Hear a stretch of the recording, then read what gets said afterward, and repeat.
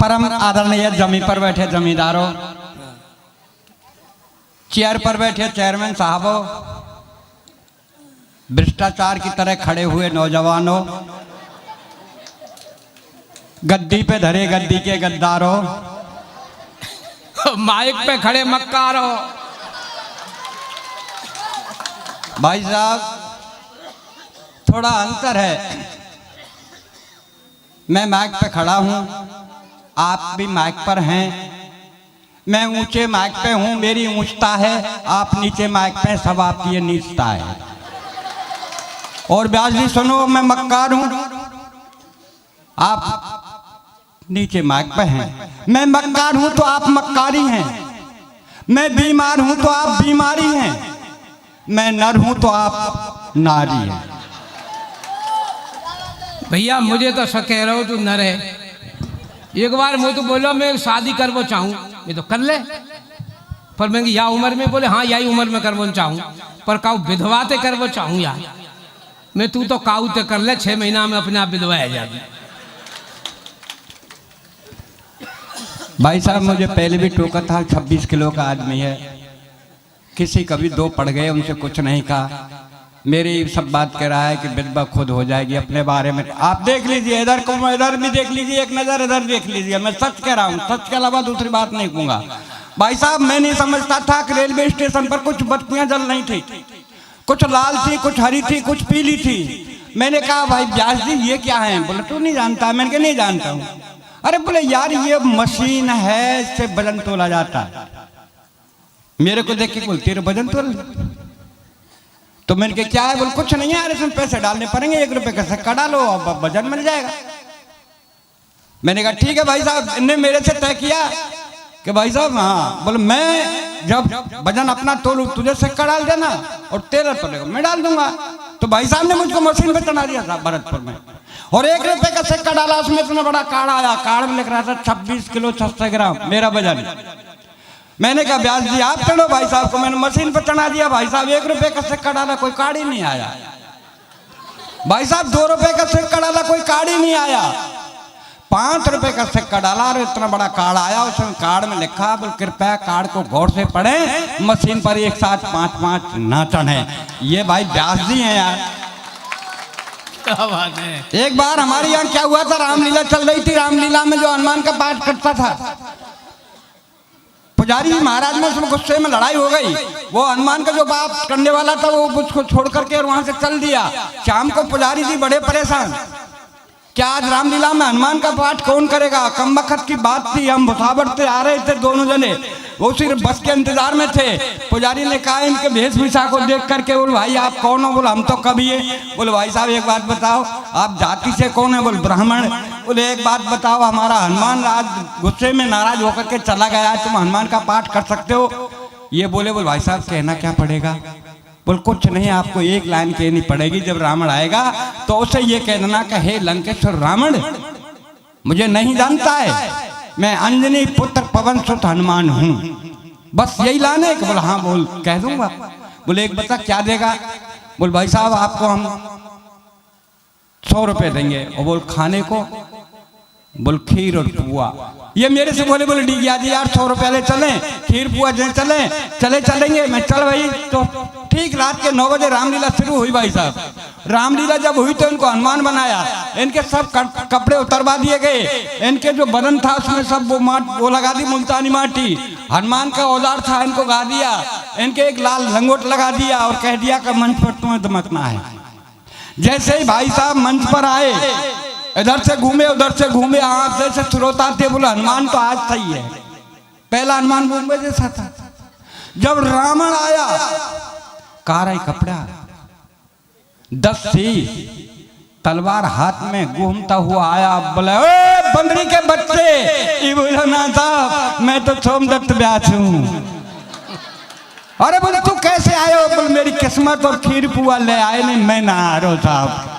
बोल तू कहाँ का है? बोल मैं तो भरतपुर को हूँ साहब। ये ऐसे सोमदत्त व्यास जी हैं, मैं बहुत सीधा साधा कवि हूँ साहब।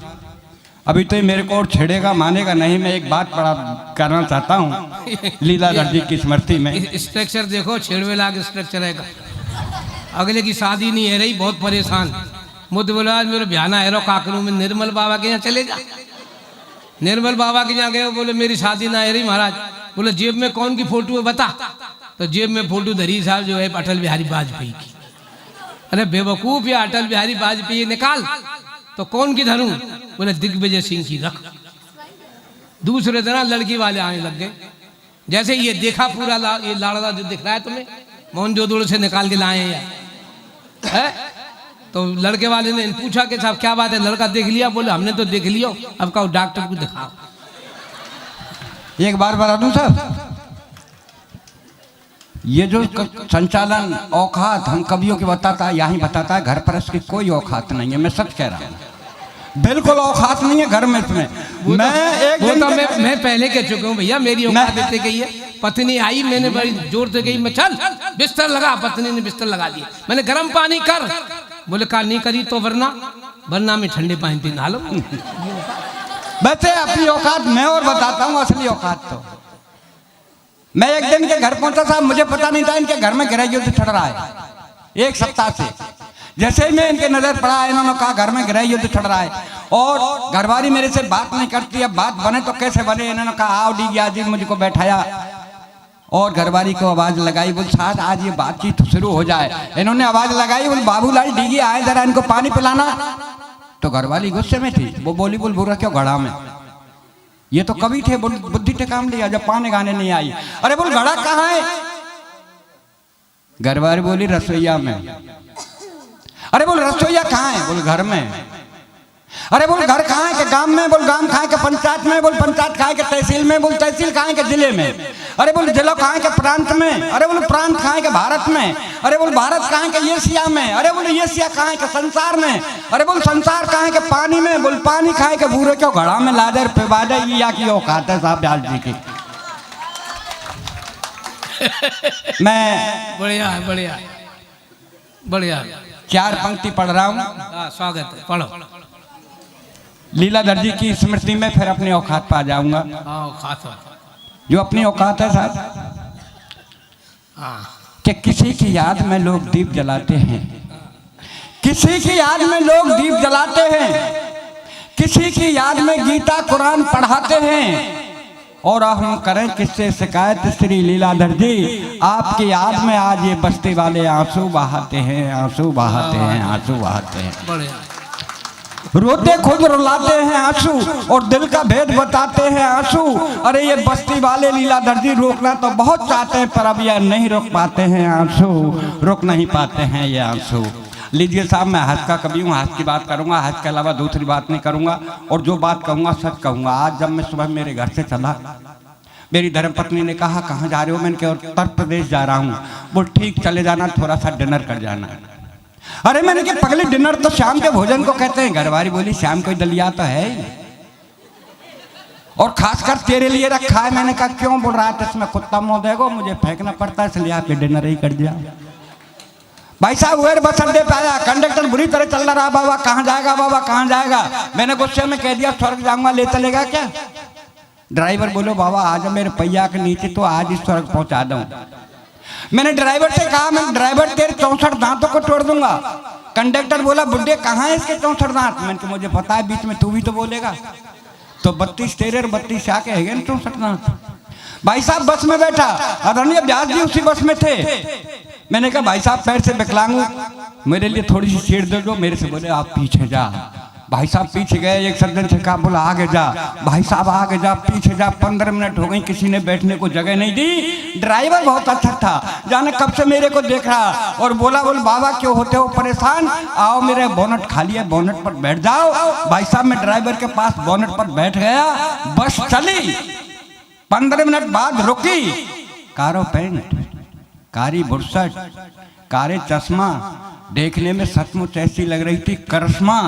भाई साहब बस में चढ़ी। आदरणीय व्यास जी बोले मैडम कब तक खड़ी रहोगी, लो इधर बैठ जाओ। जब तक अलवेला जी थे उधर ही, अलवेला जी के मैं खड़ा हो जाऊंगा उधर बैठ जाओ। मैंने कही चोरे बुढ़ापे हमारी बेट तो बाबा आगे जा, बाबा पीछे जा। लेकिन साहब सच बताता हूँ वो किसी के पास नहीं बैठी और धीरे धीरे आके मेरे ही पास बैठी। भरतपुर आया साहब, एक भिखारी आया मेरे से बोला बाबूजी बाबूजी। मैंने बोल क्या बात है? बोल 2 रुपए दे दो। मैंने क्या करेगा? बोल चाय पीऊंगा। अरे मैंने कम वक्त चाय 2 रुपए की आती है, चाय तो 5 रुपए की आती है। अगर मेरे से मांगता तो 5 रुपए मांगता। भाई साहब भिखारी का जवाब देखिए। भिखारी हाथ जोड़ के मेरे से बोला बाबूजी जाके जैसी हैसियत होए हम बापे ऐसे ही पैसा मांगे। तो आदरणीय व्यास जी थे। मैंने तुरंत भिखारी से कहा मैंने भाई साहब इनसे ले ले।